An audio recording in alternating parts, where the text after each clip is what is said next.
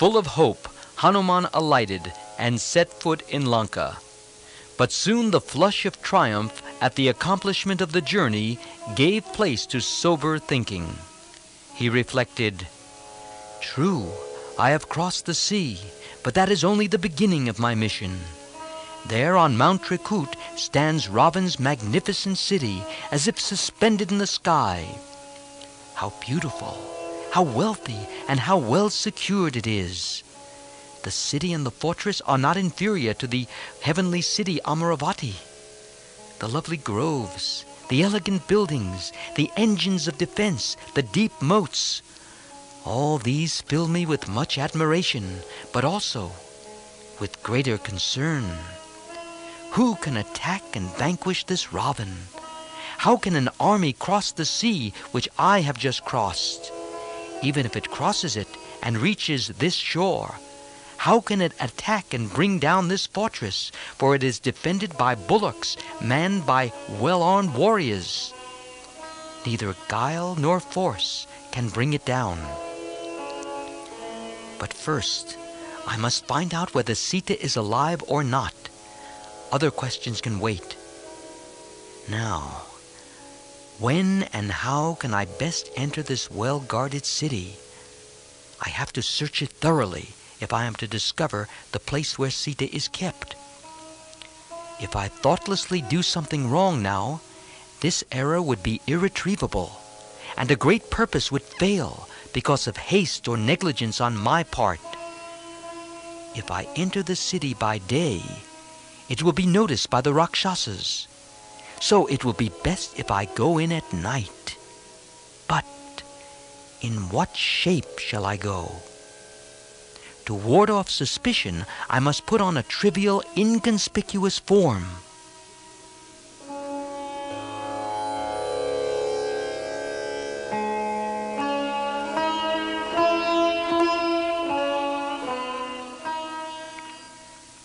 Accordingly, he shrank to the size of a little monkey, no bigger than that of a cat. To enter and search the palaces and parks of this vast city, this form would be most convenient. By now the sun had set. Hanuman walked towards the fortress gate. The moon shone brightly, and Hanuman was glad and grateful for this help in his search. Even from a distant view, Hanuman wondered at the wealth and beauty displayed in Ravan's capital. The streets and mansions were bright with flags and festoons, and glittered with gold and precious gems. The breeze blew gently from the sea. Like the cities of the gods, Ravan's capital had attained the peak of prosperity. The messenger of Ram was filled with wonder and anxiety as to how to overcome the master of such wealth and military power.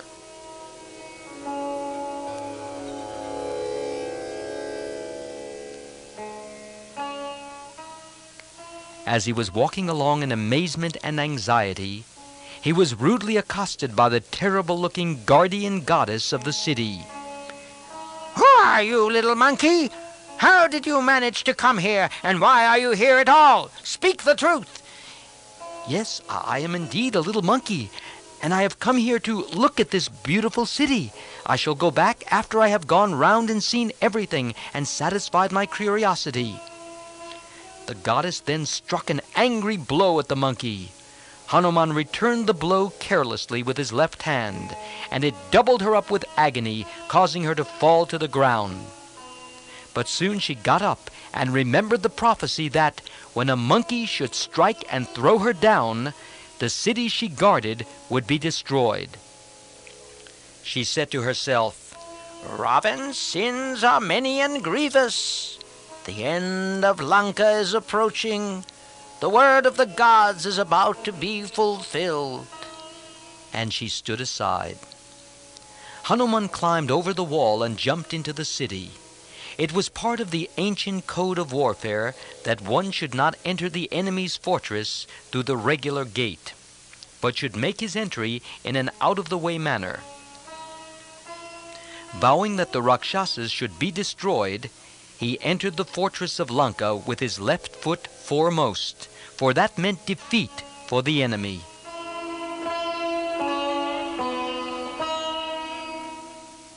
He went along the royal street, which was strewn with beautiful flowers.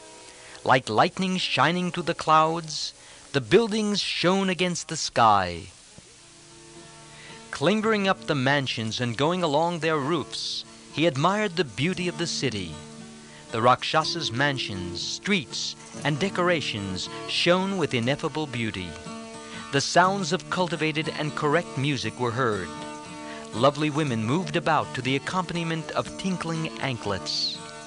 The city was filled with sounds indicating a full and joyous life.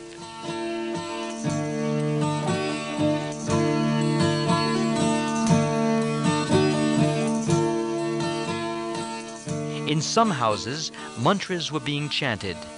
In some others, Vedic chants were heard. In others, songs celebrating the heroic exploits and glory of Ravan were being sung. Soldiers and scouts were everywhere. In the streets there were people who were dedicated to particular religious practices and vows. There were others who were cruel in looks and ugly. The guards were armed with bows, swords, cudgels, slings, lances, and other weapons. All the warriors were clad in armor. Some were handsome, some ugly, and complexions varied from fair to brown to black. Some figures were very tall, others very short. Thus Hanuman saw that the population had been drawn from a wide area with varying climates, and that the army had been recruited from the very best men of many nations.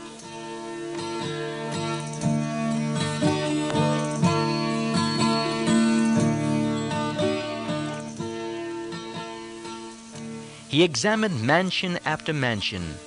He saw women of exquisite beauty, some of them in the company of their husbands, and others by themselves. He saw many young damsels, bright and beautiful, like images of molten gold. Some were seated on the terraces, others were sleeping in their beds. Some were playing, others singing. Innumerable beautiful women he saw, but not Sita pining for Ram. The sight of so much beauty only filled Hanuman's heart with disappointment and sadness. He entered and examined the homes of many Rakshasas. There were war elephants, purebred horses, chariots, and armories. Soldiers stood fully armed.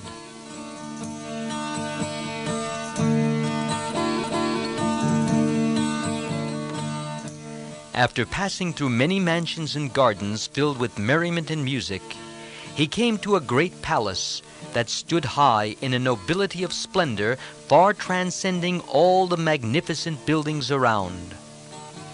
Looking at the elephants, horses, and foot soldiers in front, the high walls surrounding it, the beauty of its structure, and the richness of its decorations, he concluded that this was Ravan's own palace, the central glory of splendid Lanka.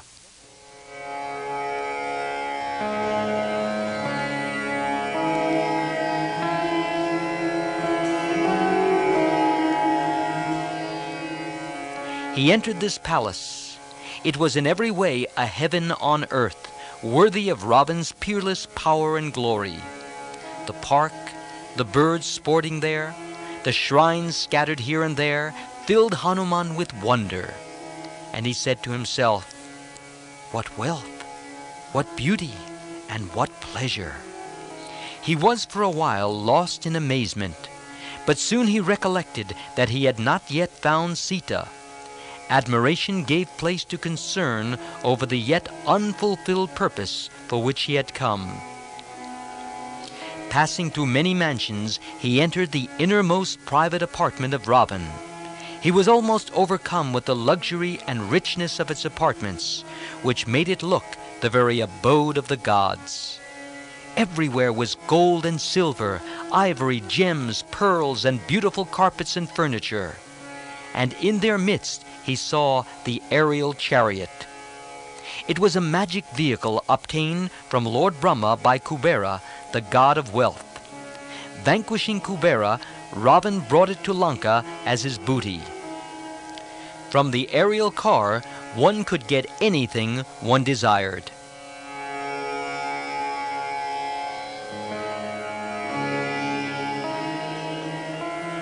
Ravan's chamber, which Hanuman now entered, was a very ocean of delight.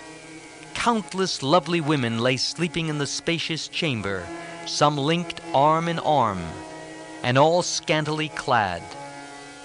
They manifested the careless attitudes of sleep, making the place look like a garden of bright flower-laden creepers. With his senses controlled by virtue, Hanuman looked at all these sleeping women, each more beautiful than the other, and each filled with joy and love, to see if any of them could be Sita. Ravan's power to take whatever form he wanted and to please all his women was evident from the sight of these lovely damsels. Hanuman pulled himself together reproachfully at his own folly in supposing for a moment that Sita could be in that sensual paradise of pleasure-happy damsels. He reflected, "It is certain that Sita is not in this crowd. What a fool I am to search for her in this company. She would never allow herself in here."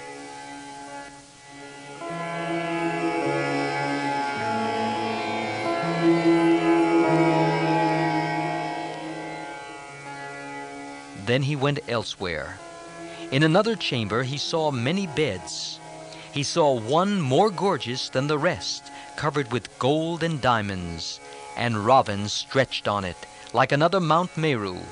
His form and majestic splendor made even Hanuman tremble for a moment. He stood on one side and scanned the sleeping figure, unable for a time to take his eyes off the majestic and virile beauty of that mighty form, the great muscles now in repose, the symmetrical grace of limbs which made the Rakshasa king at once beautiful and terrible.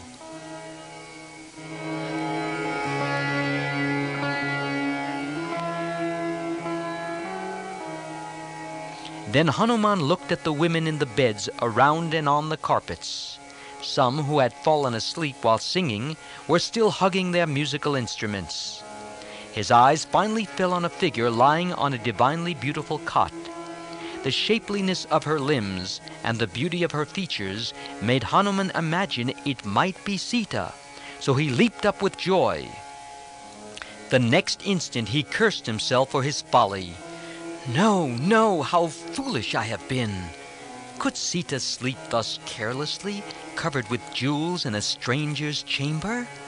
The very thought is a sin." And he was overwhelmed with shame and sorrow at his error. Then he said to himself, "Because she would not yield to him, this Rakshasa must have killed her.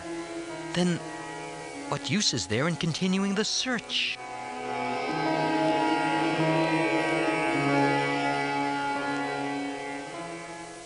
He had now searched the inner apartments of Ravan's palace, the bedroom, the dining room, drinking room, the music room. All places had been searched, and Sita could not be found. "I have entered every nook and corner. Against all the rules of propriety, I have even looked at everyone in the women's chambers, but all in vain." Saying this, he left the drinking room, went to the garden, and looked into the little shrines and the arbors made of creepers, but all in vain. He thought with irrepressible grief, "I have seen all Lanka. I have seen every inch of Ravan's palace. What more could I do here? Am I to return without seeing Sita? No, I shall rather end my life here. Yes, that is the only thing for me to do." But again he said to himself, "Curses on me for yielding to such despondency, which is unworthy and dishonorable." He sprang up again and searched once more every inch of the places he had been through. He opened every door and window and looked in. There were ugly women and beautiful human maidens, all captured by the Rakshasa, but not Sita. Once again his heart sank. He did not know what to do. He said to himself, "If I return to Kishkinda failing in my mission, how shall I be able to face my friends? If Ram loses all hope of recovering Sita, what would happen to him? He would surely die, and after that, what would happen to others? Instead of going back to Sugriv and telling him that all my labors have been wasted, it would be far better to stay here and spend the rest of my days in the forest and on the seashore of Lanka. But why live on? Is it not best to end my life? But then, was Sampati wrong in saying that Sita was in Lanka? Or has she been killed by Ravan, since Sampati sighted her on this island? She might well have been devoured by the Rakshasas. Oh, nothing is clear. Everything is enveloped in doubt. So, what shall I do?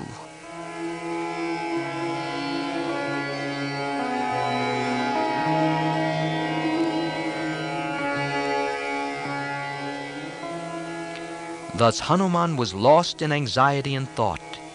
But just then, his eyes lighted on what he had so far left unexplored, a park attached to a shrine and surrounded by high walls. Oh, I have not seen or searched this place so far. Maybe I shall find Sita here. With these words, as the son of Vayu meditated on Ram, hope sprang into his heart. The secluded park was well protected by high walls. Yes, Sita must be here. Again he bowed to the gods. He jumped up and sat on the wall and surveyed the beautiful park.